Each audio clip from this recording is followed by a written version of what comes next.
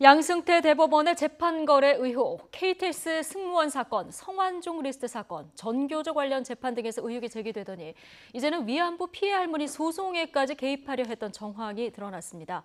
현직 부장판사는 양승태 대법원 시절 재판 거래 정황을 직접 경험했다. 이렇게 고백을 하기도 했는데요. 오늘 미공개 문건이 공개가 되면 파장이 더 커질 것 같습니다. 자세한 이야기 최영일 시사평론가 그리고 최진봉 성공회대 교수와 나눠보겠습니다. 두 분 어서 오십시오. 안녕하세요. 예. 자, 재판 거래 의혹 끝이 어딜까 참 궁금합니다. 네. 이 위안부 할머니들을 재판까지 손을 뻗쳤다 이런 보도가 나왔는데 검찰이 관련 문건을 확보를 한 거예요. 문건을 확보한 겁니다. 예. 설마 했는데요. 이 위안부 사태가 조금 조짐이 있었던 게 그 전에 임종환 전 법원행정처 차장의 USB에서 나온 문건이 하나 있었는데 외교부와 딜을 하기 위해서 그럼 어떤 딜을 하는 것이냐. 지금 과거에는 법관이 해외 대사관에 파견이 됐다는 거예요. 2010년까지 주미 대사관, 주 오스트리아 대사관. 근데 그 이후에 이제 파견이 없어졌다는 겁니다. 법관도 해외에 좀 나가야 되겠다. 또 고위 법관이 해외 나갈 때 의전을 좀 강화해야 되겠다. 이런 복지 문제는 조직이 신경 쓸 수 있다고 봅니다. 그런데 외교부와 관계를 좋게 하기 위해서 재판을 거래 대상으로 삼았다. 그때 등장한 게 뭐냐면요. 강제징용 노동자들, 일제강점기에 징용 노동자들이 일본의 전범 기업들이지 않습니까? 예를 들면 신일본 제철이라든가 미쯔비시라든가 구남도 영화 때문에 지난해에 얼마나 국민들의 공분이 들끓었습니까? 그러니까 이런 것에 대해서 당연히 피해 보상을 하는데 이것을 재판에 회부시켜주지 않고 있었던 거예요. 그렇죠. 꼭 쥐고. 그래서 저는 그때 설마 위안부는 아니겠지 이런 생각을 했어요. 그때 살짝 의심이 들었는데. 그런데 2015년 말에 또 하필이면 그 한일 협정이 맺어지지 않습니까? 합의가. 그래서 이런 상황을 보니까 결국은 문건으로 또 드러난 게 위안부 문제조차도 기각이나 각하려고 했다라는 문건이 드러난 거고요. 그리고 이 국가면제라고 하는 방식을 통해서 이것을 각하해버리자. 그래서 아예 재판을 못하게 해버리자. 어찌 보면은 이 개인들이 일본으로부터 당한 피해에 대한 권리 요구를 우리 사법부가 차단하려고 했던 정황이 드러난 것이기 때문에 이거 한마디로 말씀드리면 누리꾼들의 표현은요. 이게 무슨 친일 사법부냐 지금 이런 얘기 나오고 있거든요. 여기에 대해서 사법부가 어떤 이야기를 할 것인가. 양승태 전 대법원장 그런 얘기 하셨잖아요. 모든 재판은 공정했다. 의심하지 않았으면 좋겠다. 이런 얘기 하셨잖아요. 근데 국민들이 의심을 하지 않을 수 없는 정황을 이렇게 초래해 놓고는 아무 일도 없었다라고 하면 누가 믿겠느냐 싶습니다. 그러니까 이 소송이 어떻게 이제 진행이 되냐면 아까 저희가 보여드렸던 그래픽을 다시 한번 주시면 2013년에 위안부 피해자 할머니 12분이 민사 일본 정부 상대로 서울중앙지방법원에 이때는 민사 조정 신청을 합니다. 맞습니다. 그런데 2015년 12월 28일에 정부가 한일 위안부 협정을 하고 이게 불가역적인 해결이다 맞습니다. 이렇게 선언을 하고요. 할머니들이 반발하면서 이제 법원에 정식 소송을 제기한 건 그 다음에 1월 28일인데 그 전부터 이제 소송 제기 움직임이 이니까 법원에서 할머니들이 소송을 제기하기 전에 양승태 대법원이 작성한 문건을 보면은 소송을 기각하거나 각하한다. 이게 무효화 안 되면 대일 협정상 청구권 소멸로 기각하는 것이 상당하다. 이걸 문건에다 법원 행정처가 작성을 하는 거잖아요. 그렇죠. 그러니까 법관들이라고 하는 사람들은 본인의 양심, 그리고 법적인 어떤 기준에 의해서 단독적으로 판단하고 판결을 내려야 되는 거예요. 아무리 위에서 대법원이 있다고 대법원이 각각의 법관들에게 어떻게 판결을 내라 이렇게 지시하는 것은 이거는 초법적인 헌법을 유린하는 형태라고 저는 보거든요. 법관 개개인은 다 독립적으로 본인의 판단에서 양심에 맞게 또 법률에 맞게 판단을 하도록 만드는 것이 법관의 자율권인데 그 자율권 자체를 대법원이 지금 침해하는 거 아니겠습니까? 그리고 대법원이 본인들이 원하는 쪽으로 재판이 끝나고 그다음에 결론이 나올 수 있도록 가이드라인을 제시했다는 것을밖에 볼 수 없어요. 이거는 지금 말씀하신 것처럼 한국과 일본, 박근혜 정부와 그다음에 일본이 위안부 할머니들의 동의도 받지 않고 피해자들의 아무런 동의나 승낙 없이 본인들이 가가지고 한일 관계 개선을 위해서 협정을 맺고 왔잖아요. 그리고 나서 그 협정이 혹시나 비판받을까 봐 또 그 협정에 문제가 생길까 봐 일본을 심기를 건드릴까 봐 사법부가 알아서 이런 행동을 했다. 근데 사법부는 결국 상고법원이라고 하는 본인들의 목표를 달성하기 위해서 박근혜 정부에게 좋게 보여야 되고 좋은 관계를 형성해야 되고 정부에게 좀 더 뭔가 인센티브를 주기 위한 제도적 장치로 이런 방법들을 이용했다고 하니까 사법부가 얼마나 타락을 했느냐를 보여주는 아주 전형적인 사례라고 볼 수 있겠습니다. 양승태 대법원이 본인들 사법부의 상고법원이라고 하는 것을 만들어내기 위해서 박근혜 정부에게 뭔가 계속 좋은 사인들을 보내고 긍정적인 메시지를 보내는 그런 과정에서 심지어 위안부 할머니들의 이 피해 보상까지도 이용해 먹는 아주 뭐랄까요? 인간적으로 상상할 수 없는 그런 행동들을 법관이 했다고 하니까 더더욱 이해가 안 되고요. 그걸 대법원이라고 하는 우리 사법체계의 수장이라고 할 수 있는 대법원에서 그런 일을 했다고 하니까 국민들은 분노가 더 커질 수밖에 없는 구조라 이렇게 생각이 됩니다. 불가역적인 해결 이 얘기가 나왔을 때만 해도 좀 의아했었는데 네. 사법부까지 사실 정권 입맛에 맞게 이런 재판을 준비하고 있었다. 이것이 국민들 입장에서 굉장히 놀라운 일일 수밖에 없는데 지금 법원행정처 문건을 보면은 조금 전에도 말씀드렸지만 기각, 각하 뭐 이런 단어들이 나오는데 각하 근거로 내세운 게 이제 국가 면제거든요. 이거 어떤 의미입니까? 그러니까 국가가 한 행위에 대해서 어떤 외국의 개인 피해자가 있는 경우에 국가의 행위로 인한 어떤 뭐 처벌을 받지 아니한다라고 하는 해석이에요. 근데 이게 무슨 뭐 불문율로 돼 있는 거라기보다는 우리가 재판을 왜 하냐면요. 법이 아주 명쾌하면 재판을 할 필요가 없겠죠. 기준이 다 구분이 되니까. 그런데 우리가 흔히 영장이 기각될 때 영장 발부 판사가 이런 얘기를 합니다. 법리적 다툼의 여지가 있다. 그건 뭐냐면 법 안에도 개인의 권리와 국가의 권리가 충돌하는 경우가 있는 거예요. 그런 경우에 재판에 회부해서 재판에서 가려보는 겁니다. 어떤 법리가 옳은 것인지. 이 경우에는 개인이 억울함이 있다. 국가가 피해 보상을 하라. 예를 들면 국내 문제만 보시더라도 국가가 개인에게 피해 보상하는 경우가 많습니다. 역사적으로 정말 잘못한 게 있죠. 국가라고 하는 단위 조직이 개인에게. 그리고 몇십 년이 지나서라도 소송에서 피해 배상을 하게 합니다. 그리고 우리가 일제강점기에 강제징용이든 위안부든 말도 되지 않는 인권 유린을 당해서 그 개인의 한 삶이 완전히 파괴됐을 때 일본을 상대로 배상 요청할 수 있는 거고요. 우리가 나치 전범을 생각을 해보세요. 그 피해 보상 끝까지 요구를 합니다. 국제사법재판소에서 잘못했다 보상해라라는 판결도 나오고. 그런데 여기에 대해서 우리가 먼저 알아서 법리를 뒤지고 뒤져서 국가 면제라는 걸 찾아내서 자 일본 정부가 한 행위에 대해서 우리 개인이 이러한 요구를 할 수 없다. 우리 법원이 판단할 수 없다. 우리 법원이 판단해서 손해배상을 해야 마땅하다 해도 일본 정부가 그것은 한국법이 판단한 것이니까 우리 정부는 응하지 않겠다라고 해서 이런 경우에 흔히 국제소송이 되는 경우가 많거든요.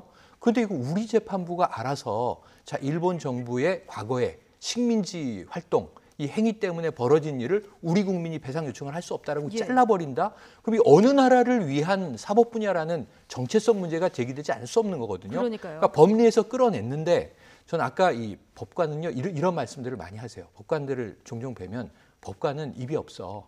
법관은 판결로 말하는 거야. 법관은 법으로 말하지. 이런 얘기를 한단 말이에요. 근데 여기 초법적으로 지금 이 행정부가 뭡니까? 정치 권력이잖아요. 그리고 이 삼권 분립 국가에서 정치 권력 밑으로 법이 기어들어가는 행위를 지금 보여주고 있는 거예요. 거기다가 우리 국민들의 권리를 스스로 말살하려고 했다는 이 근거들이 드러나고 있는 거니까 이건 깜짝 놀랄 일이 아닐 수 없습니다. 그러니까요. 일본 정부의 유리한 판결을 한국 법원이 논리개발을 했다는 것이 좀 경악스러운데 사실이라고 하면요. 근데 지난 3년 동안 사실 재판이 한 번도 안 열렸고요. 그 사이에 소송 제기했던 12분 할머니 가운데 6명이 돌아가시는 안타까운 상황이 돼버렸습니다. 근데 참 이 법원행정처가 작성한 문건들을 보면은 굉장히 촘촘하게 시나리오가 작성이 되어 있다고 하는데 더 놀라운 건요. 지금 문건에 보면은 여론 악화를 대비한 작전 계획까지 맞습니다. 들어 있습니다. 판결문에서는 여론 무마를 위해서 일본의 잘못을 크게 꾸짖는다. 이거를 계획을 세웠다는 거잖아요. 그러니까요. 대법원이 얼마나 주도 면밀하게 이 일을 준비했나 하는 부분을 보여주는 사례라고 저는 생각해요. 그러니까 재판을 어떤 형식으로 진행해서 뭘 기각을 시키든 아니면 파기환송을 하든 이 정도의 얘기로 끝난 게 아니라 판결문에 이런 내용까지 집어넣어라까지 지시를 했다는 거 아니겠습니까? 그러면 밑에 재판을 하는 판사들은 완전히 허수아비예요. 만약 이게 물론 이게 그대로 그 판사가 받아들였는지 안 했는지는 우리가 조사를 해봐야 되겠지만 대법원이 이런 경우까지 문서를 만들었다고 하면 국민 여론을 무마시키기 위해서 그러니까 그러면 기각이나 각하를 하도록 지금 방향을 잡았지 않습니까? 대법원이 그러고 나서 위안부 할머니에 대해서 기각이나 각하가 결정이 나면 이제 국내 여론이 들끓을 거 아니에요. 사법부가 어떻게 저런 재판을 할 수 있냐? 그러니까 그걸 무마하기 위해서 일본의 행위에 대해서는 준엄하게 꾸짖는 내용을 판결문에 집어넣어라. 판결문에는 그렇게 또 여론을 생각해서 그런 내용을 집어넣어라. 다만 판결은 기각. 이렇게 내리는 거잖아요. 그건 무슨 얘기입니까? 그러니까 결국은 이런 거죠. 뭔가 아픈 걸 주면서 사탕 하나 더 준다 그럴까요? 이런 표현을 쓰는 게 맞을 것 같은데, 그러니까 이건 결국 정권 입맛에 맞는 판결을 하되 욕은 안 먹겠다. 그렇죠, 그런 거죠. 그리고 이제 국민들의 여론의 비판을 좀 더 무마시켜서 사법부가 뭔가 법적인 판단했다고 하는 부분들을 좀 상기시키려는 또는 부각시키는 의도를 갖고 있었다고 봐요. 근데 저는 이제 아까도 말씀드렸지만 문제는 대법원이 이런 것까지 마련해서 법관들에게 지시를 하고 내려보내려고 했다는 시도 자체가 저는 너무너무 초법적이고 위험하다는 거예요. 모든 판사는 제가 아까도 말씀드렸잖아요. 법 앞에서 독단적으로 단독적으로 판결을 내릴 수 있어야 돼요. 양심에 의해서 어떤 권력기관도 판사에게 어떤 판결을 내려라 지시하거나 가이드라인을 주는 것 자체가 안 되는 거잖아요. 그러면 그럼 어떻게 재판의 공정성이 보장될 수 있겠습니까? 그렇죠. 근데 양승태 대법원은 그런 행위를 한두 건도 아니고 지금 위안부 할머니 건만 우리가 얘기하고 있지만 다른 여러 건에서도 그런 행위들을 너무나 많이 보여주고 그게 증거로 지금 400여 건의 문서로 남아있는 거 아니겠습니까? 그런 차원이라고 하면 얼마나 이 양승태 대법원이 정치적이었나. 이건 정말 사법부의 독립이라고 하는 삼권 분립이라고 하는 민주주의 원칙을 완전히 파괴한 본인들의 이익을 위해서 정치 권력과 결탁한 아주 그 초헌법적인 그런 행위를 한 대법원이었다라고 볼 수밖에 없는 것이죠. 예, 언론 플레이 계획까지 굉장히 촘촘한 시나리오를 작성을 한 건데 법정이 연극 무대도 아니고요. 어떻게 이렇게 법정 연출을 할 수 있었을까? 그러니까 이 법이라는 게 아까 법관은 판결로 이야기하는데 유죄냐 무죄냐. 뭐 KTX 승무원 사례를 보자고요. 1심, 2심은 해고가 부당하다. 복직시켜라. 대법원에서 해고가 정당하다. 이렇게 판결해서 기회 나앉게 만든 거 아닙니까? 그야말로 생활인들을, 직업인들을. 그런데 이 경우에도 대법관들이 아까 말씀하신 대로 판결은 기각 내지 각하. 위안부 할머니들은 일본으로부터 배상받을 수가 없다. 이걸 정해놓고 일본 정부의 당시 행위는 국가 면제다. 이런 논리 개발을 다 해놓고 그다음에 이거 우리가 이 결정 가지고 굉장히 국민적 비난에 직면하겠네. 그럼 그 중간에 판결문에 일본의 잘못을 꾸짖는다. 이게 무슨 얘기입니까? 법관이 뭘 꾸짖습니까? 물론 꾸짖는 경우도 있습니다. 판사가 이 잘못한 사람을 앞에 놓고 꾸짖는 장면들이 영화 드라마에 나오고 현실에서도 간혹 있어요. 청소년에게 계도를 요구하면서 꾸짖을 수 있죠. 그런데 문제는 일본 정부의 이 권리는 다 보호해주는 입장에서 그런데 당시에 일본의 행위는 매우 비판받아 마땅하다. 이 꾸짖는다라는 표현은요. 어떤 법적 효력도 없는 거고 정치적 행위잖아요. 그러니까 이게 정치인의 연설문에나 등장할 법한 아까 연극이라는 말씀이 딱 맞는데 각본을 쓰겠다는 거죠. 스스로 이 법의 판결문을 연극 대본으로 격화시킨 연극 대본은 무대에선 그래도 가치가 있지만 이건 뭐 하자는 건지 모르겠습니다. 네, 현직 부장판사가요. 재판 거래 경험을 내가 직접 경험했다 이렇게 고백을 했는데 어떤 내용인지 한번 보시죠. 내가 검토한 전교조 법외 노조 통보 집행정지 판결은 다른 사건들하고 다르게 진행이 됐었다는 거예요. 파기만을 전제로 한 법리 검토, 상식에 벗어난 무리한 요구를 들어서까지 대법관님이 고집을 부려서 몇 차례나 보고를 해야 했다. 자, 그런데 결국 처음에 비상식적인 요구는 맞긴 했는데 대법관님이 해당 근거, 법률 조항, 그러니까 교원노조법에 대한 헌재 합헌 결정 직후에 기어이 사건을 파기했다. 이렇게 지금 현직 대법원의 지금 부장판사가 현직 부장판사가 지금 양심 고백을 한 거예요. 맞습니다. 본인이 이제 그 대법원에서 근무하면서 대법관들을 도와주는 역할을 하는 거잖아요. 근거 자료를 만들다거나 아니면 무슨 뭐 법률에 관련된 조언을 한다거나 이런 역할을 하는 게 재판관, 연구관들인데 그 업무를 하면서 있었던 일을 본인이 직접 증언을 한 겁니다. 이거는 뭐 실제 본인이 경험한 걸 얘기한 거니까 거짓이 아니라고 저는 보고요. 그러니까 교원노조, 정교조를 법외 노조로 지금 만들었지 않습니까? 그리고 나서 정교조에서 그 법외 노조 법의 어떤 결정을 집행을 정지해달라고 요청을 했어요.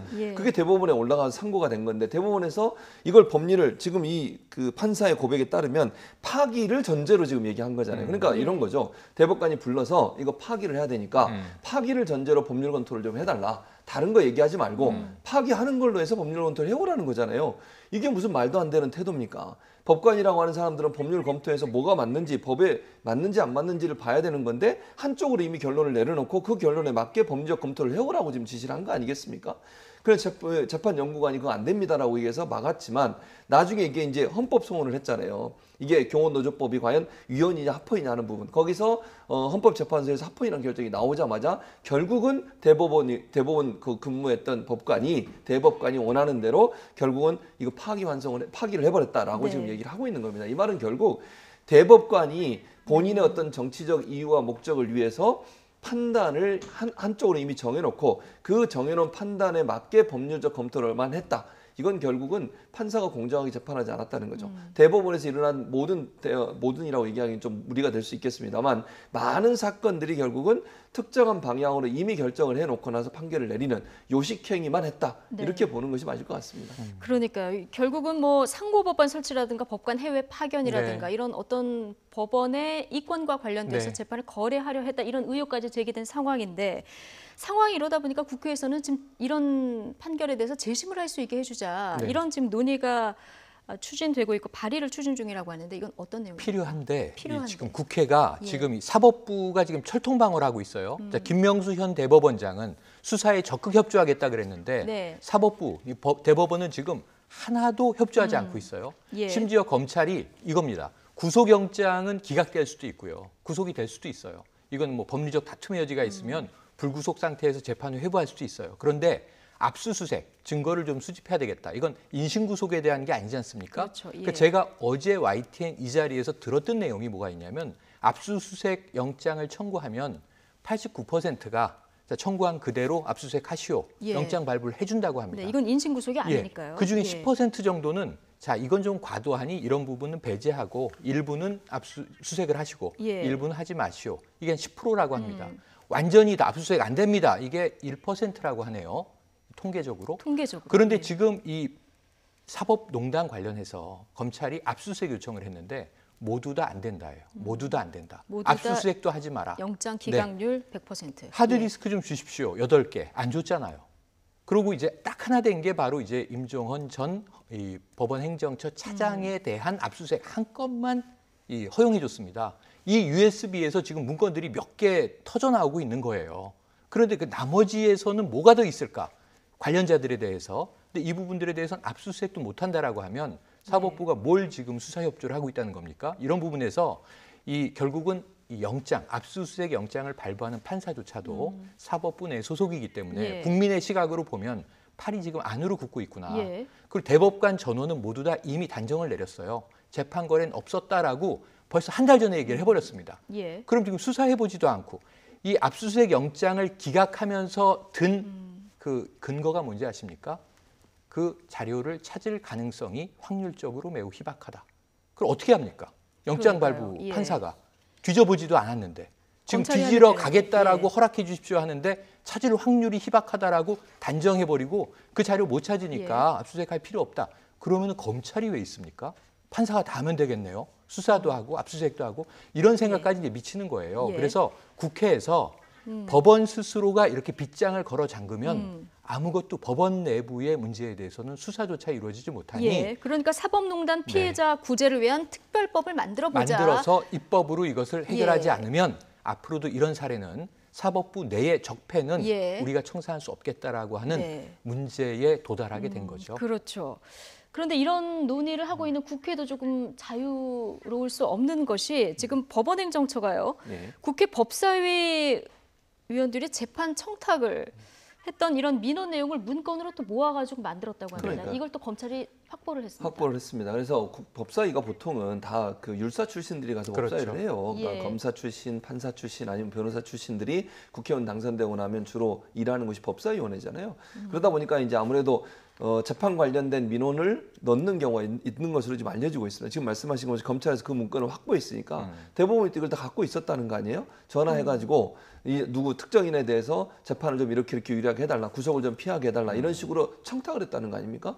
이것도 정신 나간 국회의원들이죠. 국회의원이 법을 지키고 입법을 하는 사람들이 법을 어기는 초법적인 일들을 지금 청탁을 했다는 걸로 보여지기 때문에 이것도 예. 분명히 밝혀내야 한다고 저는 생각을 합니다.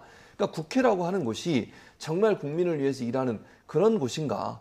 그 돌아가신 우리 노회찬 의원이 더 그리워지는 시기인데 이런 행동을 하기 때문에 국회가 욕을 먹는 거 아니겠습니까? 그리고 사법부에 대해서 준엄하게 판단해야 되는 그런 또 하나의 어떤 그 삼권 분립의 한 부분이기도 한데 이 부분마저 함께 타락돼 있다고 하니까 국민은 과연 누구를 믿고 그러면 기대를 하고서 정치를 바라볼 수 있겠냐는 의문도 들고요. 네. 그래서 이 부분도 검찰이 좀 정확히 밝혀낸다고 생각을 해요. 만약에 청탁을 했다면 이거는 불법적인 행위잖아요. 법관에게 압력을 가해서 뭔가 본인에게 유리한 판결을 내리도록 했다고 하면 국회의원으로서의 저는 직무를 넘어서는 권한이라고 봅니다. 그 부분도 반드시 조사해서 필요하다면 처벌해야 한다고 생각을 합니다. 네, 어쨌든 오늘 228개인가요? 미공개 네. 문건이 공개가 되는데 이 뚜껑이 열리고 나면 또 그 파장이 어느 정도로 엄청나질 커질지 것으로 예. 예상이 되네요. 내일 저희가 관련 내용이 나오는 대로 분석해서 그렇습니다. 다시 전해드리도록 하겠습니다. 연일 폭염이 이어지는데 계속 답답한 뉴스들만 저희가 전해드리게 됩니다. 이번에는 기무사 이야기인데요. 기무사가 참여정부 시절 노무현 전 대통령이 통화까지 감청했다. 이런 의혹이 제기됐습니다. 군인권센터 임태훈 소장의 발언 들어보시죠. 기무사는 첩보 수집 및 대공수사를 위한 감청을 빙자하여 대통령 전화 내용까지 감시했다. 내부 제보에 따르면 기무사는 노무현 대통령이 윤광웅 당시 국방장관과 통화하는 것을 감청하였는데 대통령은 당시 민정수석, 지금 문재인 대통령입니다. 민정수석에 대한 업무를 국방부 장관과 논의하였다고 한다. 국방부 장관이 사용하는 유선 전화가 군용 전화니 감청이 가능했던 것이다. 네, 그러니까 국방부가 이제 국방부 장관이 사용하는 유선 전화를 감청하다가 대통령하고 통화를 하는데 그것까지 이제 감청이 된 이런 상황이 되는 그렇죠. 거죠. 그러면은 대통령은 군 통수권자인데요. 그렇죠. 이 감청을 하면 이거 어떻게 볼 수 있는 겁니까? 그 상식이 통하지 않는 거죠. 기무사가 얼마나 초헌법적인 행동을 했느냐를 보여주는 사례라고 저는 봐요. 기무사가 사실은 이게 기무사의 원래 감청이 하는 것도 상부의 허락을 받아야 돼요. 근데 지금까지 통상적으로 어떻게 이루어졌냐면 대통령의 재가를 받아서 4개월마다 한 번씩 재가를 계속 받는 거예요. 그러면서 그냥 관례적으로 해왔던 거예요. 감청을. 예. 군 전화에 대해서. 근데 군 전화에 감청이 나오면 모든 전화를 감청하면 안 되는 거 아니에요? 간첩 활동을 했거나 군을 전복시키는 무슨 행동을 했거나 그런 의심이 있을 때 테러에 관련돼서 무슨 그런 징후가 있을 때 관련된 사람들을 영장을 받거나 아니면 허가를 받고서 감청을 하는 것이 정상적입니다. 현재 우리나라 그 통신비밀보호법에 보면 최소한 고등법원 부장판사 이상의 허가를 받지 않으면 다른 사람의 통화 내용을 들을 수 없게 돼 있어요. 네. 법적으로. 근데 군이라고 하는 기무사라고 하는 것은 관례적으로 그냥 대통령의 사인만 받아가지고 그걸 해왔는데 이게 그리고 일반적으로 거의 모든 군 전화를 사용하는 사람들의 통신 내용을 다 감청하고 있었다밖에 예. 볼 수 없어요. 국방부 장관의 전화 내용을 계속 감청하고 있었고 그 사이에 이제 대통령과 통화하는 내용이 걸려서 그 내용을 또 들었다는 거 아니겠습니까? 이렇다고 하면 이게 국방부 장관 선에서 끝났을 거냐는 거예요. 제가 볼 때는 그 밑에 장성들은 모두 다 통화가 다 감청되고 있다고 봐야 돼요. 군 전화를 이용하는 모든 사람들의 통화 내용 감청이 됐다고 볼 수밖에 없기 때문에 이런 진짜 초법적인 행동이라고 저는 보거든요. 기무사가 이런 행동을 한 것은. 예. 통신보호 비밀이라든지 개인의 사생활의 부분까지도 모든 걸 다 감청하라고 기무사한테 권력을 준 적은 없어요. 어느 법이 그렇게 권력을 줬습니까? 예. 그러니까 자기들이 자의에 의해서 편리한 대로 한 행동이지만 그 행동이 얼마나 나쁜 행동인가를 본인들이 깨닫지 못했을 뿐만 아니라 아니면 알고 있음에도 불구하고 무소불위의 권력을 누렸던 기무사가 대통령의 권력을 믿고 그런 나쁜 행동을 지속적으로 해왔다고밖에 볼 수 없는 것이죠. 예. 근데 기무사 감청 권한이요, 간첩을 방지하거나 네. 쿠데타를 방지하거나 이런 네. 목적으로 감청 그렇습니다. 권한을 준 건데 노무현 전 대통령이 현직일 때 지금 감청이 된 거예요. 네. 대통령이 현역 쿠데타를 대통령을. 일으킬 리도 없는데 이게 좀 이해가 안 가는 자, 이 대목입니다. 기무사가 이거를 설명할 수 있는 방법은 하나밖에 없습니다. 예, 어떻게 그리고 설명하면 저는 이 될까요? 감청만이 아니라 예. 자, 고 노무현 대통령의 전화를 감청했다. 1. 두 번째, 저 인권센터 발표를 들어보면요. 저 예. 하나가 아니라 여러 가지가 나오는데 네. 자, 수백만 명을 사찰한 얘기도 나오지만 세 개의 맥락이 관통되는 게 있어요. 노무현 대통령의 전화를 감청했다. 예. 군 통수권자인 현직 대통령의 전화를 어찌 보면 한참 아래에 있는 이 영역이 정해져 있는 기무부대에서 감청을 했다. 1. 두 번째, 기무학교에서 한 예. 이제 그 군인이죠. 결국은 노무현 대통령 자서전을 가지고 있었더니 교관이 교관이 학생이 그러니까 예. 교관이 이런 불온 문서를 왜 가지고 들어오느냐라고 질타했다. 2. 그러면은 자, 전직 대통령의 자서전은 불온 문서입니다. 자, 세 번째, 이건 저 깜짝 놀랄 얘기인데요. 예. 노무현 대통령의 서거 당시에 이 기무부대에 있던 일부의 간부가 일어나서 박수를 쳤다. 이런 얘기가 이건 나오죠. 설마 진짜일까요? 진짜가 아니길 바랍니다만 예. 오늘 그 이야기가 이제 인권센터를 통해서 나온 거예요. 이 예. 세 가지를 제가 맞춰보면은 뭐라고 기무사의 입장을 대변해 드리면 될까요? 이념적 편향이 있었던 거죠. 한 가지입니다. 이념적 편향인데 기무사는 우리가 국가 정체성을 지키는 조직이고 예. 대통령도 반역자일 수 있으므로 우리는 감시할 수 있다. 야. 그렇지 않고는 이런 행위를 할 수 없는 거죠. 그러면 저는 기무사에 묻고 싶습니다. 당신들의 정체성은 뭐냐? 대한민국이라는 민주공화국에서 기무사령부는 무엇을 하는 곳이냐? 왜 존재하느냐? 이런 문제를 묻고 싶어요. 과거에 방첩대로 시작해서 이들은 뭘 했냐면 공비토벌을 했습니다. 보안사령부는 뭘 했냐면 정치 사찰을 했죠. 아예 정권에 복무를 하고. 그래서 기무사령부로 지금 재조정이 된 거예요. 예. 그런데 군에는 정보사령부가 있습니다. 이미 정보 수집 분석을 하는. 그럼 기무사는 뭘 하냐면 군 내 수사를 지금 일부 담당하고 있어요. 그런데 이 사실은 인사에 관여하면서 무소불위의 군내 권력을 행사하고 있는데 여전히 이제는 그것이 대통령 머리 위에도 올라가 있고 국민들 이 마음속까지도 다 검열하는 조직으로 지금 커져 있는 거예요. 이들이 민간인 사찰할 때 동원한 회선은 그 정보 조회 회선은 경찰 회선입니다. 그럼 그러니까, 모든 예. 국가 조직을 다 장악하고 있다는 얘기밖에 안 되잖아요. 기무사령부가 이것을 뭐라고 해명할지 전 정말 똑똑히 한번 듣고 싶습니다.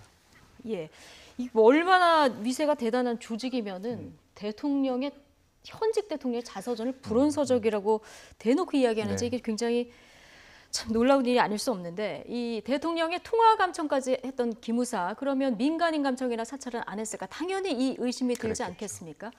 기무사가 민간인 수백만 수백만 명을 명입니다. 사찰해왔다는 추가 폭로가 있었는데요. 임태훈 군 인권센터 소장 이야기 계속해서 들어보시죠. 그러니까 민간인 같은 경우에는 그 군부대 면회에 오는 분들은 다 예. 사찰이 됐다고 보시면 됩니다. 이제 위병소를 가게 되면 예. 본인 이름과 주민등록번호를 기재하기 때문에 신분증을 맡기고 예. 거기에 있는 개인 정보를 기무사가 수합해서 경찰망에다가 이제 그 접속해서 예. 이렇게 주소지, 출국 정보, 범죄 경력 조회 등 개인 정보를 무단으로 열람을 하는 거죠. 이때 장병들을 대상으로도 이런 방식을 똑같이 합니다. 그렇게 해서 예를 들어서 제가 뭐 학생인데 예. 예. 그 위안부 그 동상을 지키기 위해서 이렇게 싸우다가 예. 벌금을 물었어요. 음흠. 그러면은 그 휴가 나오면 감시를 합니다. 미행을 하고. 그러니까 입대 장병들뿐만이 아니라 군부대 면회를 오는 일반인들까지 네. 지금 다 감찰을 했다는 그렇죠. 거잖아요. 이게 일반인뿐만 아니고요.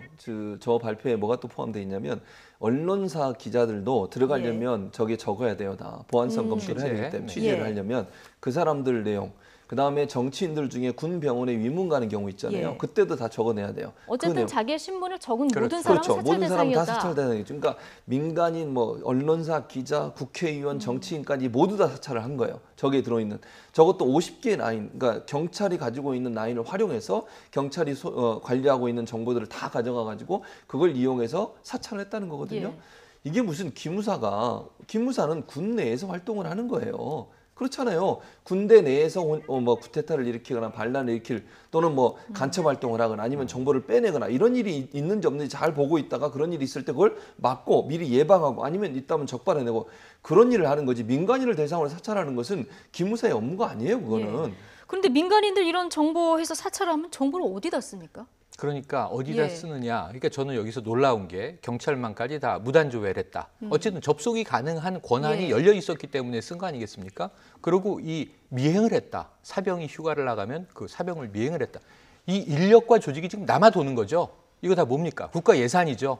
그렇죠. 결국 국방 예산이 여기다 들어간 거 아니에요? 근데 국방 예산에 적지 않은 비용과 이 인력이 군내 문제라든가 정말 의미 있는 차원에서의 대공 방첩 활동이 아니라 민간인 사찰, 정치적 어떤 편향성에 입각하여 저들이 문제가 있어. 저들은 뭐 불온 분자야. 그러니까 우리가 늘 파악을 하고 있어야 돼. 여차하면 언제든 잡아넣을 수 있어. 그럼 사실은 이게 과거 7, 80년대 간첩단 사건으로 돌아가는 거거든요. 그때 기무사령부가 일반인들을 고문하고 그랬습니다. 그런 역사가 있어서 그것을 문민정부 시대 이후에 해결하기 위해서 이렇게 조정을 해왔는데 네. 그들은 껍데기만 바꿨지 여전히 민간인 사찰을 하고 동향 감시를 하고 있었던 거예요. 이 문제를 여기서 지금 차단하지 않으면 기무사는 무엇을 하는 곳이냐면 전 국민을 사찰하는 곳이죠. 근데 사찰의 기준이 뭐냐면 그들의 기준이기 때문에 예. 아니 현직 대통령까지도 불온시할 수 있는 그 조직이 그러니까 저는 이게 굉장히 무서운 게 1987이라는 영화에 보면 거기 치안감이 한 명 등장하죠. 네. 빨갱이 사냥이라는 표현을 쓰는데 기무사도 아직까지 21세기에 들어와서도 그런 역할을 자신들의 의무라고 착시하고 살고 있었던 것 아닌가 하는 무서운 생각까지도 미칩니다. 네, 이 정도면 뭐 막무가내식 사찰이다. 막무가내죠. 예, 네. 이렇게 표현해도 뭐 무방할 것 같은데요. 이런 폭로가 군 인권센터에서 계속 이어서 나오니까 그런데 한국당 상당히 지금 불편한 심기를 드러내고 있습니다. 김성태 원내대표는 급기야 임태훈 소장의 성 정체성 문제까지 꺼내 들었는데 이 얘기 들어보시죠. 군개혁을 국방부가 하는 것이지 시민 단체가 하는 것이지 헷갈릴 지경인 마당에 군조차 정권의 길들이려고 해서는 안 될 것이다. 임태훈 군 인권센터 소장이라시는 이분은 성정체성에 대해서 혼란을 겪고 있는 자가 군개혁을 주도한다는 것은 어불성설입니다. 우리 60만 군인이 이런 성정체성의 혼란을 겪고 있는 자가 군을 대표해서 군개혁을 이야기하는 시민단체의 수장으로서의 목소리를 과연 어떻게 받아들이겠습니까? 문재인 정권과 임태훈 군 인권센터 소장과의 관계는 어떤 관계인지 명확하게 밝히고. 네, 임태훈 소장 이미 과거에 커밍아웃을 한 상태고요. 네. 지금 이것이 이 군 내부의 이런 문제를 기무사 내부의 문제를 폭로하는 거하고 성 정체성과 관련이 있습니까? 관련 없습니다. 예. 저는 김성태 원내대표의 저런 발언이 그러니까 자유한국당이 국민들의 공감을 못 얻는 거예요. 이 문제하고 지금 기무사 관련된 문제 발표가 무슨 연관성이 있습니까 대체? 성 정체성을 본인들이 커밍아웃 한 사람 이런 얘기 하면 안 됩니까? 그거하고 군의 개혁하고 무슨 연관성이 있습니까? 아니 저는요 성전체성에 커밍아웃 한 사람이 군 개혁 얘기하는 건 지극히 당연하다고 생각해요. 이건 상식의 문제지 성과 무슨 관계가 있습니까 대체? 그러니까 이 현재 나오고 있는 기무사의 잘못된 행동에 대해서 비판하고 여론이 악화되는 것을 무마시키기 위해서 결국 군 인권센터의 센터장이라는 사람을 공격하기 위한 공격 방법이 너무 치졸하잖아요. 이게 상식적으로 이해가 될 수 있는 방법으로 공격을 하면 또 이해를 하겠어요. 저분이 커밍아웃 한 거하고 이거하고 무슨 연관성이 있다고 그걸 가져다가 군 인권센터의 어떤 정체성 자체를 부인하려고 하는 시도를 하는 거 저는 도저히 이해가 안 되고요. 또 하나 왜 그러면 사람들이 군 인권센터에 정보를 주느냐 이렇게 지금 반론을 제기하고 있잖아요. 국방부가 제대로 하는 것에 대해서 의문을 갖고 있기 때문에 그런 거 아니겠습니까? 예. 만약에 기무사에서 근무했던 사람들이 정보를 알고 있는데 그걸 공익제보 차원에서 어디다 줬을 때 국방부가 제대로 할 수 있다는 확신이 있었으면 그렇게 했겠죠. 예. 그런데 지금 송영 국방장관도 3개월, 4개월 동안 그런 일들에 대해서 여러 가지 무마한 부분도 있고 이런 부분들이 때문에 사실은 열심히 하고 있고 시민사회단체가 그걸 잘할 수 있다는 믿음 때문에 거기다가 정보를 제공하는 거 아니겠습니까? 이게 무슨 정부와 군인권센터가 결탁을 해가지고 일부러 이쪽에 제공하고 그걸 이렇게 발표한다? 이런 식으로 음모론을 퍼뜨리는 것은 저는 정말 뭐를 제대로 보는지 이해가 안 돼요. 자유한국당의 저런 태도 자체가 사실 국민들의 공분을 사기에 충분하다고 저는 보고요. 자유한국당도 이런 기무부대의 이런 잘못된 행동에 대해서 비판해야지 이걸 옹호하려고 이렇게 나오는 거. 지난번에 기무부대 사람들 불러가지고 국방위에서 송영 국방장관 하극상 그걸 본질은 다 잊어버리고 하극상 문제를 부각시킨 것도 자유한국당이에요. 그러니까 군 개혁, 다시 말하면 기무사 개혁에 대해서 강한 저항을 하고 있는 기무사를 도리어 도와주는 입장에 서는 것이 자유한국당의 태도라고 하면 국민들이 과연 그 자유한국당에서 지지를 보낼 수 있을까? 저는 의문이 생깁니다. 김성태 원내대표 지금 문재인 정권과 임 소장의 관계를 밝혀라 네. 이 얘기까지 지금 한 상황인데 2004년 노무현 대통령 탄핵 당시에도 개헌 문건을 작성했다는 의혹이 있다. 이렇게 지금 또 주장을 하고 의혹 있습니다. 제기를 한 거죠. 예. 이것도 한번 다뤄볼 가치는 있겠죠. 저는 어떤 생각이 드냐면 대통령이 탄핵 상황에 직면했다. 이건 상당히 국가적으로 심각한 문제죠. 권한대행, 그 당시에는 고건 총리가 대통령 권한대행을 일시적으로 했습니다. 그때는 탄핵이 기각이 됐죠. 결국은 다시 이제 대통령직에 복귀를 하게 되는데 자 문제는 생각을 해보면 그런 상황에서 그럼 전선은 안전한가? 국민들이. 혹시 남침의 우려는 없을까? 그러면 전선을 강화하는데 그러니까 군이 시민들의 소요 사태를 걱정할 게 아니라 전방을 더 걱정하고 국방을 더 단단히 하게 해야 할 대통령 유고 시에는 얼마나 국가가 위험을 느낍니까? 그러니까 군은 또 그럴 때 비상계획을 세워야 된다고 봅니다, 저는. 예. 그래서 그러한 것이라면 타당하고 만약에 정말 도심에 장갑차와 탱크, 특전사가 1,400명 들어올 계획을 세웠던 것인지 아니면은 이제 어떤 그 전방에 더 예. 태세를 강화하기 위한 계획을 세웠던 것인지 한번 판단해 볼 필요가 예. 있어요. 2004년 탄핵 때는 국방부는 어떻게 움직였나 이걸 보는 거는 의미 있을 것 같은데 지금 문제는 의혹 제기여서 문제가 있는 거고요. 예. 김성태 원내대표 이야기 두 가지 문제가 아까 지금 최 교수님이 상당히 이제 분노하셨지만 흔히 써온 방식입니다. 메시지에 꺼리낄 게 있을 때 메시지에 손을 대지 못하면 메신저를 흔드는 방식이죠. 예. 자, 저 이야기를 하는 사람이 문제가 있다. 그래서 지금 성 정체성 얘기를 하고 정권과의 관계성을 이야기하고 하지만 문제는 메시지를 놓고 우리가 다퉈야 되는 거예요. 지금 이 나온 이야기는 제보자가 정말 진실을 이야기한 것인가 기무사는 정말 그런 일을 했던 것인가 예. 여기에 대해서 또 누군가 어떤 조직인가는 조사를 해야 될 필요성이 제기가 됐고요. 예. 두 번째 상당히 위험한 발언을 하셨는데 정권이 군을 길들이려고 해서는 안 된다. 이 얘기를 하잖아요. 네. 지금 잘못된 과거 정권에 기무사를 비롯해서 군이 잘못 길들여져 있는 것을 이제 풀어놓고 제대로 이 군은 누구의 군대이냐. 대통령의 군대 아닙니다. 통수권자 맞습니다만 이 대통령이 왜 통수권자냐면 국민들에게 권력을 위임받았잖아요. 그러니까 군은 국민의 군대예요.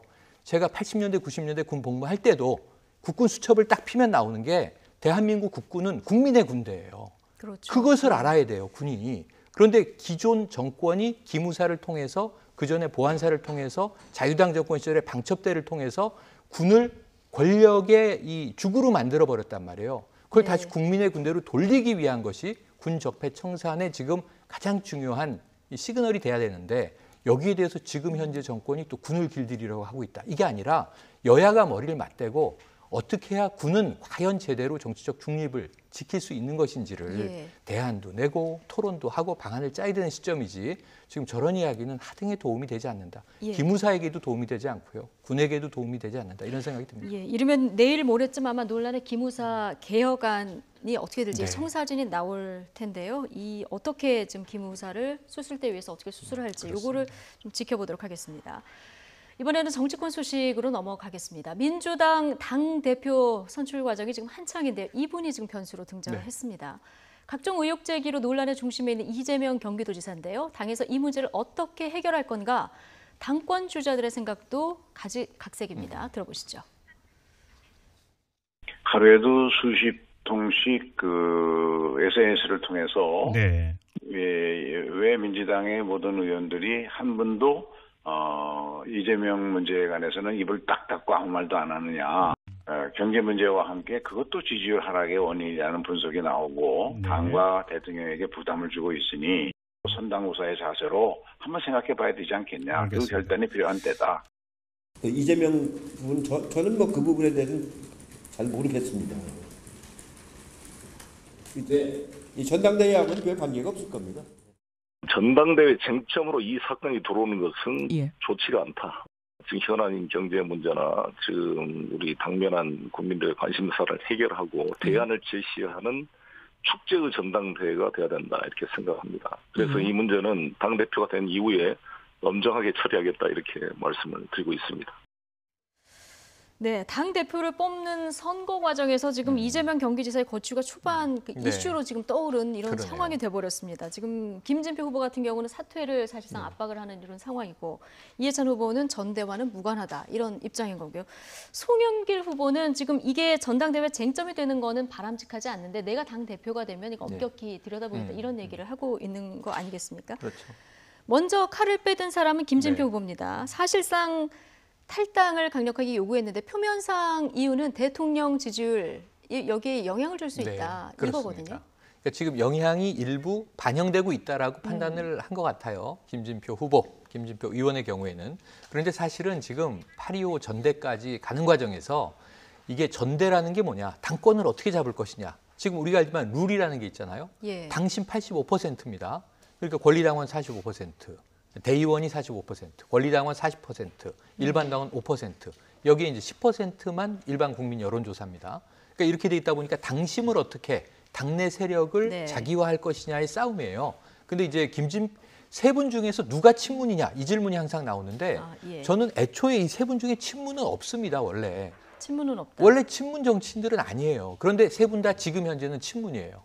왜냐하면 이제 문재인 정부의 집권 여당의 당대표가 돼서 예. 다음 총선에 공천권을 휘둘러야 하기 때문에 친문이 아니고서야 어떻게 당권을 잡겠습니까? 그러니까 다 친문을 자처하는데 실제로 친문이라면 친문 지지 세력들을 끌어안는 쪽이 진짜 친문이 되는 거죠. 그러니까 지금 이 삼국지 세력 싸움을 하고 있는 과정에서 김진표 후보는 조금 약체라고 생각했던 것 같아요.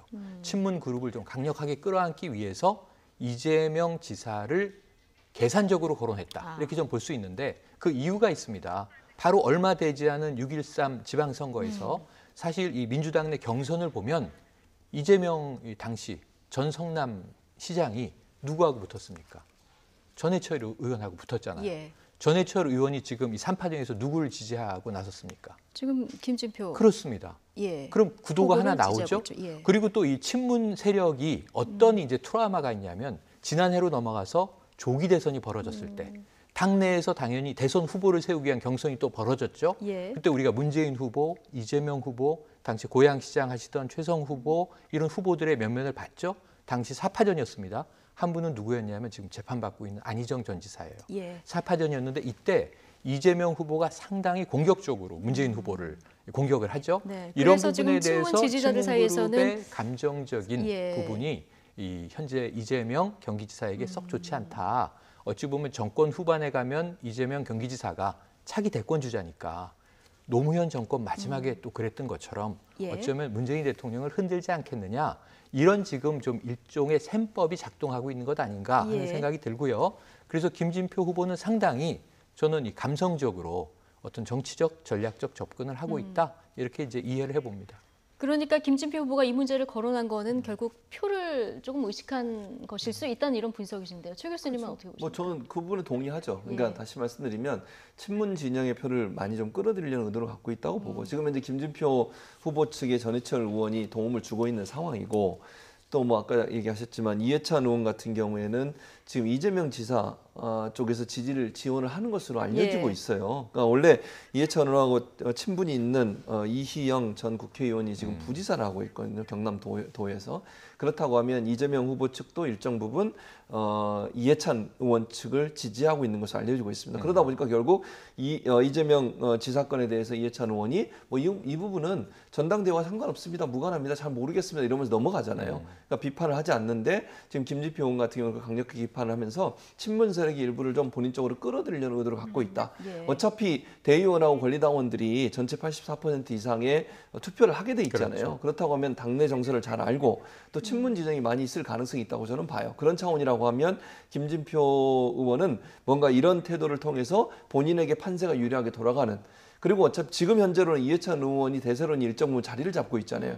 그렇다면 그 판을 흔들 필요가 있어요. 김진표 의원 입장에서는 본인도 얼마든지 대항마가 될 수 있다. 그러니까 이해찬 의원의 대세론을 뭔가 좀 흔들어서 판을 흔들어서 깨고 그렇게 좀 더 강하게 나갈 수밖에 예. 없거든요. 그러니까 친문에게 선명하게 김진표가 친문의 좌장이 될 수도 있고 친문계를 끌어안으려는 의도를 갖고 있다는 부분을 보여주면서 당청 관계가 좀 더 원활하게 갈 수 있고 청와대의 성공을 위해서 내가 열정적으로 도울 가능성이 있다. 이런 부분들을 좀 부각시키기 위해서는 결국 이런 뭔가 승부수를 던질 필요가 있다. 그런 차원에서 아마 이재명 지사에 대한 얘기를 좀 강하게 던진 게 아닐까 이런 생각이 듭니다. 예.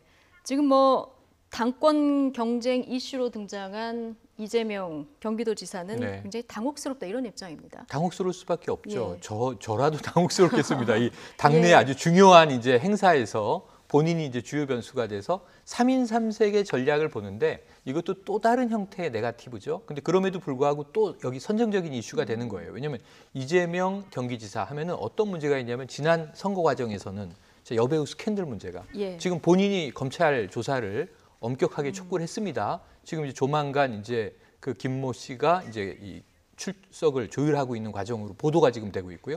그래서 여기에 최근에 또 하나의 이제 그 르포르타주 심층 탐사 프로그램이 터뜨린 게 조폭 연루설 아닙니까? 성남시 시절부터. 그럼 조폭 연루설에 대해서 국민들이 깜짝 놀랐죠. 이건 무슨 일인가? 그런데 본인은 부인을 하고 있습니다만 또 이제 언론의 추정들이 나오고 있는 상황이란 말이에요.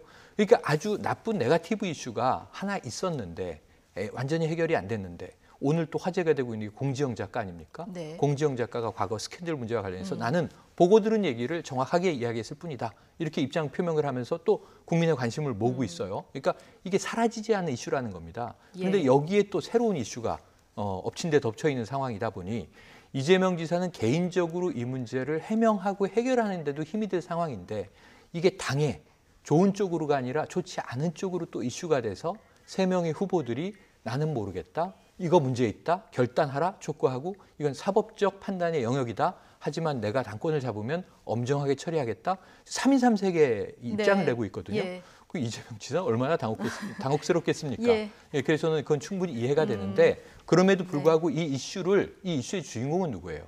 당이 아니라 본인이거든요. 개인입니다. 이 개인이 해결할 수밖에 없다. 네. 그 조속히 해결하는 게 좋다고 지방선거 과정에서도 말씀드렸는데 예. 아직 해결이 안 되고 있네요. 네. 경기도정으로 보여주겠다. 이재명 지사는 뭐 이런 입장인데요. 각종 의혹을 지금 헤쳐나가면서 어떻게 도정을 이끌지 좀 주목해서 보도록 하고요. 그 옆에 있는 서울시정은 어떤지 좀 살펴보겠습니다. 박원순 서울시장의 옥탑방살이 이야기를 좀 나눠볼까 하는데요. 벌써 2주차가 지났습니다. 더워도 너무 더운 날씨에 네. 옥탑방 얼마나 더울지 상상만 해도 땀이 날 것 같은데요. 하지만 옥탑방 앞에 민원인들로 지금 북적이고 있다고 합니다. 박원순 시장의 옥탑방 살입 장민정 앵커가 정리해봤습니다.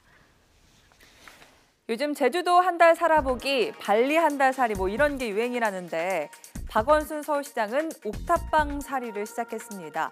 지난 20일 부인과 함께 간단한 가재 도구를 챙겨 들어간 지 벌써 2주째에 접어들었는데요. 바로 여기가 박원순 시장이 사는 곳입니다. 서울시 강북구 삼양동 단독주택 위에 이 조그맣게 얹혀있는 9평짜리 옥탑방인데요. 경제적으로 뒤처진 이곳에 직접 살아보면서 서울 강남과 강북의 균형 발전 방안을 고민해보겠다는 계획입니다. 박 시장은 삼양동에서의 일상을 SNS에 공유하고 있는데요. 부부가 나란히 앉아 부채를 붙이고 또 다정하게 장을 보는 모습을 보니까 조금 덥고 힘들어도 꼭 신혼대로 다시 돌아간 것 같겠죠. 에어컨이 없는 옥탑방 살이는 무엇보다 더위가 제일 고생스러웠는데요. 얼마 전에는 문재인 대통령이 새 선풍기를 선물하기도 했습니다. 집 앞은 날마다 찾아오는 시민들로 북새통을 이루고 있는데요. 주로 시장에게 직접 고충을 털어놓으려는 민원인들이 많다고 합니다. 하루는 늦은 밤 무작정 찾아온 중학생들에게 수박을 대접하면서 도전 정신을 잃지 말라고 덕담도 해줬습니다. 싫어요, 진짜. 세상에 뭐든지 도전해야 돼. 네. 그러니까 만들 줄 몰랐잖아. 네. 근데 딱 오니까 만났잖아. 네. 그러니까 생각한 대로 하면 돼. 그런데 이 옥탑방 살이를 둘러싼 논란은 한여름 폭염보다 더 뜨겁습니다. 하태경 바른미래당 의원은 완전 심파 코미디라면서 임기 4년 내내 살아보실 권했는데요. 박원순 시장은 놀러 온 게 아니고 서민 체험하러 온 것도 아니라며 민생 현장을 우롱하지 말라고 응수했습니다. 쇼일까 진심일까 누리꾼들도 헷갈리는 것 같은데요. 그런데 아직 비판은 섣불러 보입니다. 옥탑방 살이가 끝난 뒤 무엇이 얼마나 달라졌는지를 보고 평가해도 늦진 않을 것 같은데요. 여러분들의 생각은 어떠신가요? 네. 내일 서울에 39도까지 오른다고 합니다. 111년 만에 더위, 네. 기록도 지금 갈아치우는 이런 무더위인데 지금쯤 살짝 후회를 하고 계시지 않을까 싶기도 한데 어쨌든 옥탑방 하면은 여름에 덥고 겨울에 춥고 정말 서민들이 살기 힘든 가장 힘든 주거지의 대표 지역에 간 거예요. 네. 근데 이걸 두고도 서민 행보다 이런 시각이 있는 반면에 지금 장민정 앵커가 얘기를 했지만 보여주기식이다 이런 뭐 지적들도 나오는 것 같은데 어떻게 보십니까? 저는 그건 보여주기식이라고 주장하는 분들한테 자기들도 좀 한 달 살아봤으면 좋겠어요. 저희 가서. 하태경 의원도 정말 한 달 좀 살아보셨으면 좋겠어요. 저기 앉아가지고 이 더운 날. 저는요 그 시장이 정말 진심을 가지고 갔다고 저는 봐요. 그리고 이 더운 날 거기 앉아가지고 시민들이 와서 얘기하는 거 듣고 그들과 대화하고 이러면서 삶을 직접 체험하겠다는 거 아니겠습니까? 이게 하루 이틀 했다면 그걸 보여주시기라고 얘기할 수 있을 것 같아요. 한 달을 저기 앉아가지고 생활하면서 본인도 출퇴근도 지하철도 하고 자전거로도 하고 이러면서 실제 그곳 생활이 어떠냐를 경험하고 체험하기 위해서 저런 행동을 하는 거 아니겠습니까? 그렇다면 장민경 앵커도 아까 마지막에 얘기했잖아요. 이게 한 달이 지난 뒤에 서울시에서 정책을 어떻게 입안하고 어떻게 변화되는 모습을 보고서 판단해도 늦지 않아요. 그런데 저게 시장이 저렇게 고생하면서 저기 가서 앉아 있는 것을 뭐 이렇게 보여주시다 쇼다 이렇게 일방적으로 매도하는 것은 하지도 않으면서 다른 사람이 잘해보려고 열심히 노력하는 부분은 지적질이라고 저는 보여지거든요.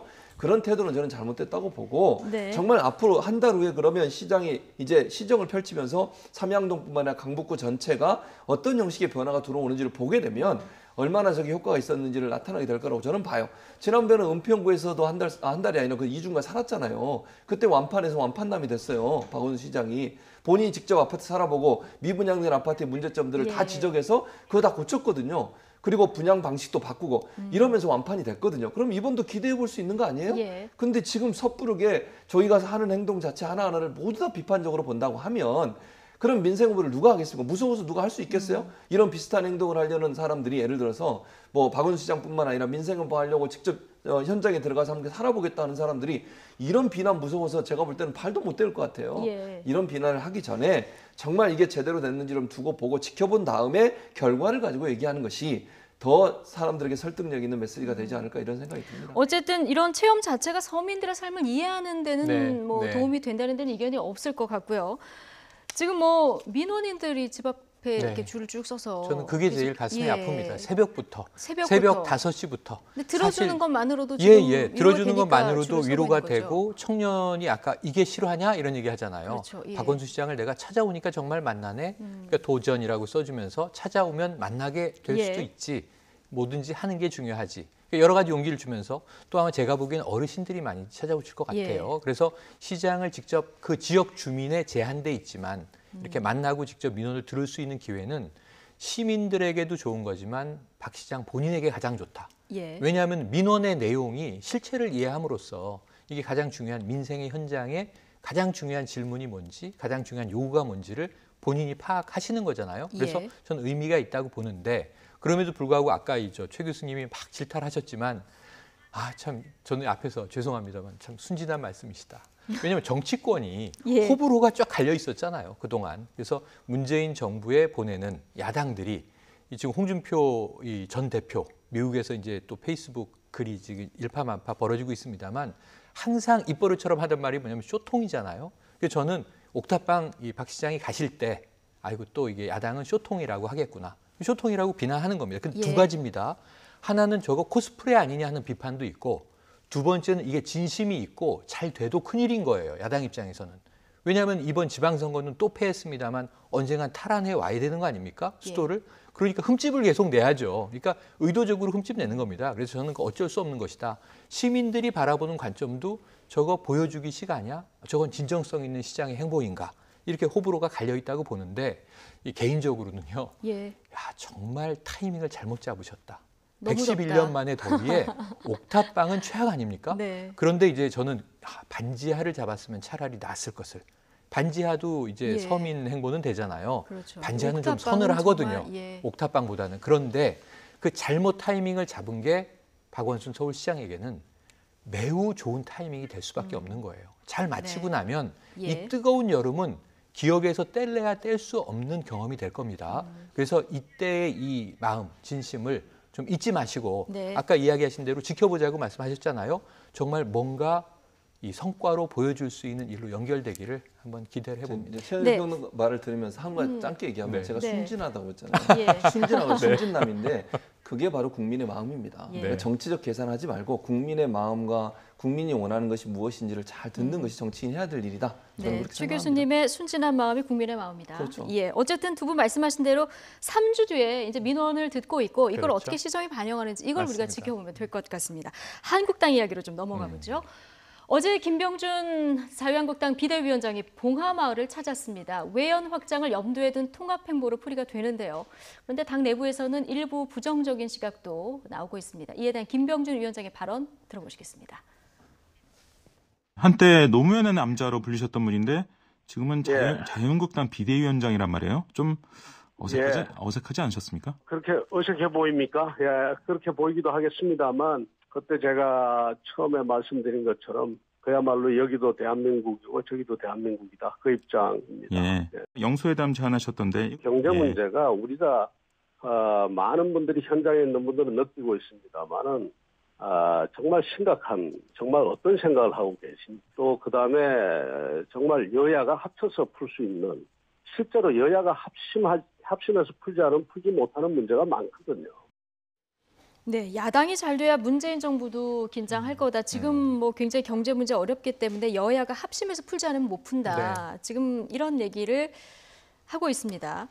지금 김병준 위원장이 봉하마을 가서 어제도 한 얘기가 이제 통합을 많이 얘기를 했거든요. 맞습니다. 기존의 한국당하고는 뭔가 좀 차별화를 하겠다. 이런 전략이 보이는 것 같습니다. 그 전략이 맞는 거라고 봐요. 저는 그리고 김병준 위원장이 저런 전략으로 가는 것이 바람직하다고 봅니다.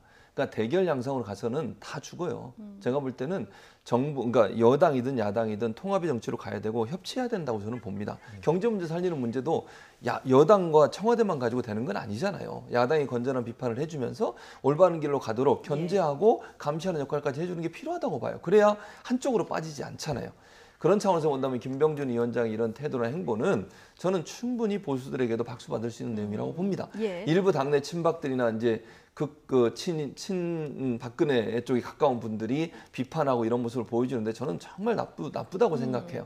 그런 행동 자체가 변하려고 하는 자유한국당 또 돌아선 보수의 마음을 되돌리려는 그런 노력마저도 다 파기하는 일이라고 저는 생각이 들거든요. 그래서 김병준 위원장의 이런 태도 자체는 저는 상당히 비대위원장으로서 방향을 잘 잡았고 또 하나는 국민이 정말 보수라고 하는 가치가 일반적으로 한쪽에 치우친 게 아니라 진보의 일부도 아우를 수 있을 정도로 폭넓은 보수라고 하는 부분을 보여준다는 차원에서 본다고 하면 자유한국당의 어떤 정체성이나 아니면 앞으로 갈 방향들을 제대로 잡고 있다 저는 그렇게 봐요. 그리고 노무현 전 대통령의 묘소를 참배한 것도 물론 본인이 노무현 정부에서 일했던 분이기도 하지만 비대위원장 특히 야당의 비대위원장으로 저기를 차였다는 게 그게 의미가 있다고 저는 봐요. 국민 입장에서 봤을 때 그래도 자유한국당의 비대위원장이 저런 모습 보이는 걸 보니 자유한국당이 이제 변화를 하려고 하는구나 라는 마음이 생기지 않겠습니까? 그러면 돌아선 사람, 지지를 철회했던 사람도 돌아올 가능성이 있다고 저는 봐요. 그런 차원에서 본다면 김병준 비대위원장의 행보는 칭찬받을 만하고 방향도 올바르다 이렇게 생각이 됩니다. 그러니까 지금까지 한국당이 기승전 이념 공방 이렇게 있었는데 지금 김병준 비대위원장은 현 정부와 각을 세워도 정책 대결로 가겠다 이런 좀 방향을 세운 것 같습니다. 박지원 민주평화당 의원이 어떻게 평을 했냐면요. 김병준 비대위원장 간단치 않은 사람이다. 한국당 살리기 위해서 좀 혈액형까지 바꾸려 하고 착착 변신을 잘해가고 있다. 김 위원장 거침없이 논리 전개도 정연하게 하고 상황 변신에도 능숙하다 이렇게 평을 했거든요. 지금 이 최 교수님이 진단하신 대로 방향 잘 잡았다. 칭찬드리고 싶어요. 그런데 문제는 뭐냐면 아까 기승전 이념 공방 말씀하셨잖아요. 당내 상황은 뭐냐면 지금까지 기승전 개파 갈등이었죠. 근데 지금 개파 갈등이 조금 조용해 보이죠. 그리고 이제 앞으로 이 김병준 비대위원장이 좀 탄력이 받을 겁니다. 저는 이런 외연을 중도로 확장하고 굉장히 좀 지역적인 강성 보수 성향에서 그야말로 범보수 성향으로 이제 외연 확장을 하면서 심지어 내부에서는 이게 좌클릭하는 거냐 또 김문수 전 지사가 우리 안에는 노무현 대통령 싫어하는 사람이 많다 이런 얘기를 했지만 행보한단 말이에요. 일반 국민들 중도 보수 국민들의 지지를 좀 가져올 가능성이 있어요. 그래서 한 20% 이상 당 지지율을 끌고 가면 상당히 성공적인 행보로 보일 겁니다. 그래서 방향 잘 잡았고 출발점을 잘 가지고 있는데 어제 봉화마을 가서 방명록에 뭐라고 쓴 줄 아세요? 모두 다 함께 잘 사는 나라 이렇게 썼는데 모두 다 함께를 줄이면 더불어입니다. 더불어 잘 사는 나라. 그런데 더불어는 지금 민주당이 가져가 버렸잖아요. 그래서 그걸 풀어서 쓰신 것 같은데 문제는 이 다음이 어떻게 될 거냐예요. 그럼 그 다음에 인적 쇄신에 부딪히게 됩니다. 지금은 가치 재정립을 통한 당재건. 그다음에 지금 그러면 인적 쇄신은 아직 안 하고 아직 있어요. 아니에요. 그러면 이제 당의 가치를 합의해 내겠죠. 그럼 이 가치에 동의하는 사람은 함께 가고 동의하지 못하면 못 간다. 근데 가치라는 게 눈에 보이는 게 아니고 추상적인 개념이잖아요. 결국은 어느 시점인가는 인적 쇄신의 칼을 뽑아들 수밖에 없는 시점이 옵니다. 근데 그동안의 비대위원장은 처음부터 인적 쇄신을 시도했는데 지금은 능수능란하게 좀 돌아가는 코스를 가고 있는 거거든요. 그럼 인적 쇄신 안 할 거냐? 해야 됩니다. 이때 개파 갈등은 또 터져 나오는데요. 김병준 위원장 쪽으로 힘이 좀 실리겠죠. 이 지지율이라는 성과가 따라준다면. 하지만 결국은 한 번은 내부의 진검승부를 해야 되기 때문에 아직은 돌아가는 우회로에 있다. 조금 더 지켜봐야 한다. 이런 말씀 드리고 싶네요. 어쨌든 과거보다는 좀 건전한 논쟁을 불러일으키고 있어서 의미가 있습니다. 좀 뭐 여러 가지 좋은 지적들도 나오고 있는데 이게 한국당 지지율까지 연결될 수 있을지는 좀 지켜보도록 하겠습니다. 요즘 이 정당의 지지율이 심상치 않습니다. 정의당 얘기를 좀 해볼 텐데요. 뭐 당의 중심적 역할을 했던 고 노회찬 의원이 떠나간 뒤에도 저희가 이제 여론조사를 한 것을 보면은 정의당 지지율이 지금 12.5%까지 올라 있는 그런 상황이거든요.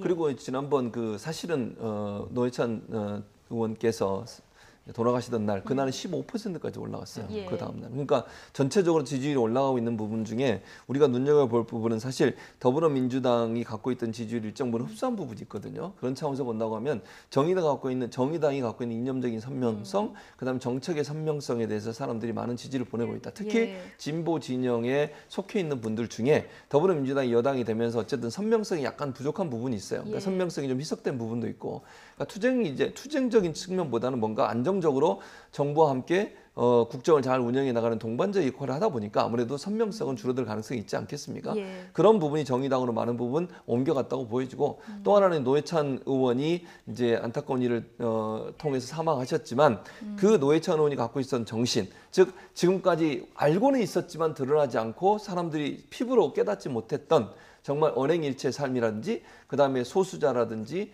힘없는 사람들을 위해서 노력했던 정의당의 그런 어떤 그 이념 이런 부분들이 결국은 받아들여지니까 정의당에 대한 지지가 높아진 걸로 보여집니다. 예. 노회찬처럼 당당히 앞으로 나가겠다. 이정미 대표가 이런 네. 얘기를 했는데 지금 곳곳에 빈자리가 느껴지긴 합니다만 맞습니다. 앞으로 정의당이 풀어가야 될 숙제들이 굉장히 많습니다.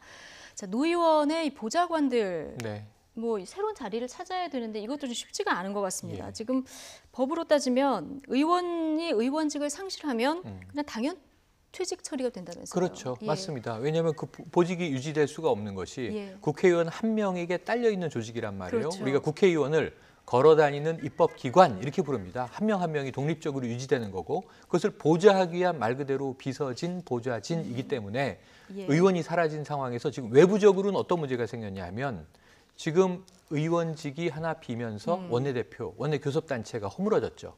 그래서 지금 윤소나 의원이 지금 대행을 맡았지만 예. 지금 대행 그럼에도 체제로 불구하고 진행이 되죠. 평화와 정의라는 이름으로 두 당이 20석을 유지하던 구도가 허물어져 버렸어요. 예. 무소속을 영입하려고 한다? 이것도 그냥 되는 문제는 아니에요. 당 정체성을 유지하면서 노회찬 정신을 더 북돋으면서 어떻게 갈 수 있느냐. 그럼 사실 냉정하게 보면 이 지금 평화민주당과 예. 지금 정의당은 결이 같다고 볼 수 없거든요. 이제 어쩔 수 없이 원내교섭단체 때문에 국고보조금 때문에 뭉쳐 있었는데 19명으로 무너진 상태에서 앞으로 그럼 교섭단체 문제는 어떻게 풀 것인가 하나. 예. 두 번째로는 지금 의원실의 문제가 있죠. 예. 지금 보좌진들은 다 퇴직 처리가 되는데 여기에 대해서도 조금은 가혹하다. 이런 상황에서는 조금은 더 다양한 제도적인 절차가 있었으면 좋겠다. 그런데 결국은 다른 동료 의원들이 아름아름으로 구제해주는 방식밖에 없거든요. 근데 그럼에도 불구하고 한 의원을 오래 모셨던 이제 보좌진들의 입장에서는 예. 분명히 전문성을 가지고 있음에도 불구하고 직장을 잃어야 하는 문제가 또 한 번 더 겪을 수밖에 없는 과정이 되다 보니까 여러 가지 아픔이 좀 퍼져나가는 것 같습니다. 예. 자, 그런가 하면 지금 SNS상에서 정의당 관련해서 이제 가짜 뉴스들이 네, 좀 맞습니다. 등장을 하고 네. 있습니다. 조의금 일부가 뭐 정의당으로 네, 들어갔다든가 네, 고인의 사인을 놓고도 뭐 타살설이 이런 뭐 가짜 뉴스들이 지금 돌고 있는데 여기에 대해서 정의당이 이게 이제 유족들의 심적 고통을 더 극심하게 만드는 그렇죠. 일 아니겠습니까? 그렇다 보니까 앞으로 법적으로도 대응할 수 있다 이런 입장을 밝혔습니다. 저는 해야 된다고 봐요. 예. 가짜 뉴스를 퍼뜨리는 분들, 특히 뭐 이제 SNS로 가짜 뉴스를 퍼뜨리지 않습니까? 제가 볼 때는 아마 보수 진영이라고 보는 게 더 타당할 것 같은데 예. 노회찬 의원의 어떤 이 안타까운 이런 일에 대해서 뭔가 공격하고 싶은 거예요. 노회찬 의원의 이런 안타까운 어떤 일들이 정의당에 대한 지지로 또 진보에 대한 지지로 옮겨가는 것에 대한 불편함을 표현하는 방식이라고 저는 보거든요. 그러니까 결국은 사실도 아닌 내용을 가짜뉴스로 만들어서 퍼뜨리고 이걸 또 받는 분들은 그게 사실인 것처럼 또 이해하는 분들도 많아요. 예. 그러다 보니까 이거는 문제가 심각하다고 저는 보거든요. 단순히 그냥 가짜뉴스 장난삼아 올렸다 이렇게 얘기하는 예. 문제가 아니라고 봐요. 소위 친박 집회에 나오거나 이런 분들 보면요. 이런 뉴스만 계속 보세요. 이런 뉴스만 전달을 받고 SNS를 통해서. 그러다 보니까 한쪽으로 편향된 성향을 보일 수밖에 없는 구조가 되는 거니까 이런 잘못된 뉴스들이 결국은 국민들을 우매화시키고 국민들에게 제대로 된 판단을 할 수 없도록 만드는 요소가 예. 되니까 이거는 조사해서 반드시 법적 처벌하는 것이 맞다 이렇게 생각이 듭니다. 정의당 지금 뭐 네. 드루킹 특검 관련해서도 이 노회찬 의원이 수사선상에 올라간 것이 원 네. 목적에 맞지 않는다 이렇게 좀 불만을 내놓은 상태인데 지금 정의당 의원들까지 소환을 하겠다 이런 입장을 밝힌 상황이라 맞습니다. TF까지 지금 구성이 된 이런 TF가 상황이죠. 구성돼서 뭐 이정미 대표를 포함해서 심상정 전 대표까지 물망에 오른 것으로 지금 보도가 되고 있으니까 특검은 특검대로 어찌 보면 지금 노회찬 전 의원의 그 4천여만 원 수수서를 확인하기 전에 사태가 이렇게 돼버렸잖아요. 수사 계속 밀고 나가겠다라는 강행 의지고 정의당은 거기에 대해서 상당히 반발하는 상황인데 아까 이제 최 교수님이 말씀하신 거에 조금 균형을 잡기 위해서 말씀드리면 이 가짜 뉴스가 꼭 보수층에서만 음해하기 위해서 터져 나오는 것도 있어요. 예. 제가 모니터링을 해보면 하지만 진보 내에서도 있어요. 뭐냐면 과거에 노무현 대통령 서거 때 도저히 그 죽음을 받아들일 수 없었던 일부 좀 예. 극렬 진보층에서도 당시에 타살설이 돌았었는데 이번에도 이 죽음을 선뜻 받아들일 수 없는 또 적지 않은 분들이 이건 정말 좀 뭔가 다른 문제가 있는 거 아닌가 하는 음모론을 또 퍼뜨리는 것도 있고요. 근데 정말 나쁜 부분들은 홍보팀이라는 이름으로 지금 여기서 수금을 해서 정당 비용을 확보하고 있다라는 건 정말 나빴던 것 같습니다. 예. 정의당이 그럴 정도면은요, 정당 아닌 거죠. 이제 그럴 정당 아니라고 생각을 많은 분들이 하시겠습니다만 그 부분에 대해서는 정의당이 이번에 가짜 뉴스에 대해서 성토하는 내용을 조금 한 번쯤은 들여다봐 주셨으면 하는 생각도 듭니다. 예. 역지사지. 내가 그런 입장이라면 이걸 한번 생각해 보면 맞습니다. 가짜 뉴스 네. 올리시는 분들 뭐 조금 줄어들지 않을까 이런 생각이 네. 듭니다. 최영일 시사평론가, 최진봉 성공회대 교수와 오늘의 이슈 이야기 나눠봤습니다. 고맙습니다. 고맙습니다.